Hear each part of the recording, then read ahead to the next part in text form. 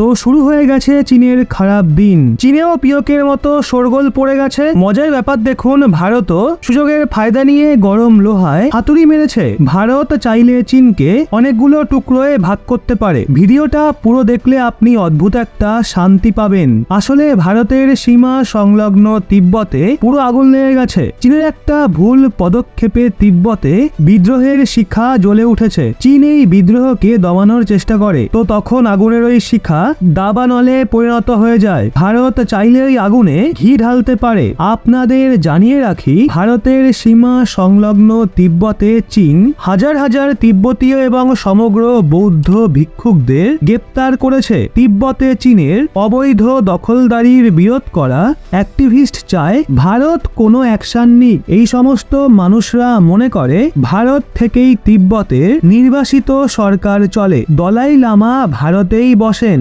এক্ষেত্রে ভারত যদি কোনো চাপ সৃষ্টি করে তিব্বতের স্বাধীনতায়, তো এটা একটা বড় সড় পদক্ষেপ হবে। অবশ্য আপনাদের বলে দিই, ভারত একটা বড় গেম খেলেও দিয়েছে। তবে এই ব্যাপারে আপনাদের পরে বলছি। তিব্বতে শুরু হওয়া প্রদর্শন একদম পিওকেতে চলা পাকিস্তান বিরোধী প্রদর্শনের মতো। দুই জায়গাতেই ভারতের অ্যাকশন নেওয়ার দাবি উঠছে। আসলে তিব্বতে একটা বাদকে নিয়ে চীন এবং তিব্বতের মানুষরা ঝামেলায় জড়িয়ে যায়। তিব্বতে যদি চীন বাঁধ বানিয়ে দেয়, তাহলে হাজার হাজার তিব্বতের মানুষরা ঘরহীন হয়ে পড়বে। বাঁধের বিরোধিতায় 1000-এর বেশি তিব্বতীয় এবং 100-র বেশি বৌদ্ধ ভিক্ষুক চীনের বিরুদ্ধে রাস্তায় নেমে পড়ে। চীন তাদের সবার সঙ্গে হাতাহাতি করে এবং তাদের গ্রেপ্তার করে। চীন এবং তিব্বতের মানুষের মাঝে যদি এই ঝামেলা বেড়ে যায়, তাহলে তিব্বতের স্বাধীনতার দাবি আরো মজবুত হয়ে যাবে। আপনাদের মনে করিয়ে দিই, কিছু সময় আগে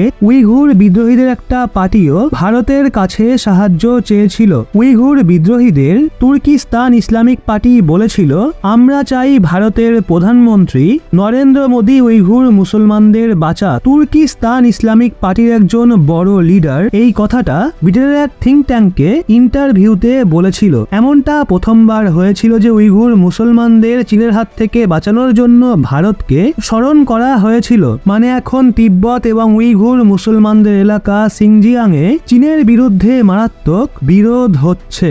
এই দুটো জায়গা থেকেই ভারতকে ডাকা হচ্ছে। সেক্ষেত্রে ভারত একটা বড় দান চেলে দিয়েছে। তিব্বতে ঝামেলার মাঝে ভারতের বিদেশমন্ত্রী এস জয়শঙ্কর মহাশয় বলেছেন, চীন নিজের ইচ্ছামতো এলএসিতে সেনা মোতায়েন করেছে, সমঝোতাকে ভেঙেছে। একভাবে দেখা হলে বিদেশমন্ত্রী এস জয়শঙ্কর মহাশয়ের স্টেটমেন্টকে তিব্বতের ঝামেলার সঙ্গে জোড়া যেতে পারে। কারণ এলএসি থেকে অরুণাচল প্রদেশ পর্যন্ত তিব্বতী রয়েছে। তিব্বতের ওপর চীনের দখলদারি না থাকলে চীনা সীমা ভারতের সঙ্গে জুড়তই না। তো বন্ধুরা, এখন এই পুরো ম্যাটারটা নিয়ে আপনাদের কি মন্তব্য তা নিচে কমেন্টে অবশ্যই জানান। আর যদি আমাদের ভিডিও আপনার ভালো লেগে থাকে, তাহলে ভিডিওটা অবশ্যই লাইক করে চ্যানেলটা সাবস্ক্রাইব করে আমাদের সঙ্গে থাকুন।